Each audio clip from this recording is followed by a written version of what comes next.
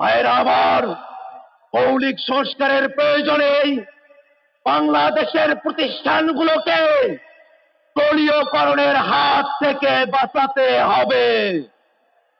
বাংলাদেশের বিচার বিভাগকে কোন দলের কর্তৃত্বের মধ্যে আমরা যেতে দেব না। বাংলাদেশের সচিবালয়ে যে নীতি নির্ধারণ করা হবে, সেই নীতি যেন জনস্বার্থের পক্ষে হয়, সেটা স্বচ্ছতার সঙ্গে জনগণের কাছে উপস্থাপন করতে হবে। ভাইরা আমার, মৌলিক সংস্কারের ভিত্তিতে জাতীয় ঐক্যমত্য কমিশনে রাজনৈতিক দলগুলোর ঐক্যমত্য তৈরি হয়েছে। আমরা হয়তো অনেক প্রত্যাশা নিয়ে ঐক্যমত্য কমিশনে গেছি।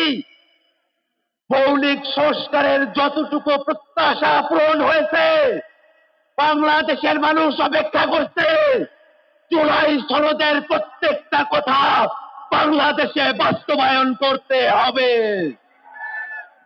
জুলাই সনদকে কোন কাগুজে বাঘে আমরা পরিণত হতে দেব না। ভাইরা আমার, সরকার জুলাই ঘোষণাপত্র, জুলাই সনদ প্রণয়ন করবে। আমরা সরকারের কাছে উদাত্ত কণ্ঠে আহ্বান রাখতে চাই, জুলাই ঘোষণাপত্রকে সাংবিধানিক স্বীকৃতি প্রদান করতে হবে। জুলাই সনদকে আইনি স্বীকৃতি দিতে হবে।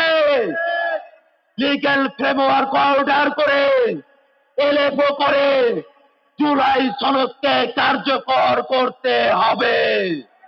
ভাইরা আমার, জুলাই সনদের সংস্কারকে অন্তর্বর্তীকালীন সরকারকেই বাস্তবায়ন করতে হবে। ভাইরা আমার, জুলাই সনদ এবং জুলাই ঘোষণাপত্র যাতে বাংলাদেশে বাস্তবায়ন করতে হয়, সেই কারণে বাংলাদেশের প্রত্যেকটা জনগণকে পাহারাদারের ভূমিকায় সজাগ দৃষ্টি রাখতে হবে। ভাইরা আমার, নতুন বাংলাদেশের দৃষ্টিহার আজ ঘোষিত হবে।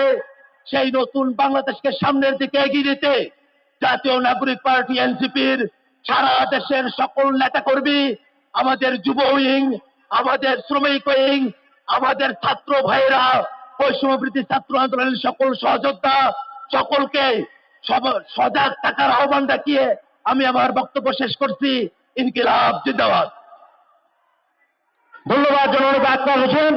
সম্মানীয় উপস্থিতি, দেশ গড়ার নতুন ইশতেহার জাতীয় নাগরিক পার্টি এনসিপির আজকের এই যে আয়োজন, আমাদের দেশ গড়তে জুলাই পদযাত্রা শেষ করে আজকে আমাদের যে আয়োজনে এখন জাতীয় নাগরিক পার্টি এনসিপির ইশতেহার ঘোষণা করবেন জুলাই গণ অভ্যুত্থানের মহানায়ক, 24-এর অভ্যুত্থানের এক দফার ঘোষক, এই শহীদ মিনারের 3 আগস্ট এক দফার ঘোষক জননেতা নাহিদ ইসলাম, জাতীয় নাগরিক পার্টি এনসিপির সম্মানিত আহ্বায়ক জননেতা নাহিদ ইসলাম।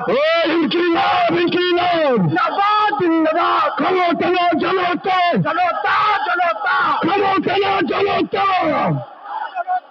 দিল্লি না ঢাকা, এই দিল্লি না ঢাকা, দিল্লি না ঢাকা। সংগ্রামী সমাবেশ, এখন ইশতেহার ঘোষণা হবে, কেউ দাঁড়াবেন না, সবাই নীরবে যার যার জায়গা নিয়ে বসে পড়ুন। এখনই নতুন বাংলাদেশের ইশতেহার ঘোষণা হবে।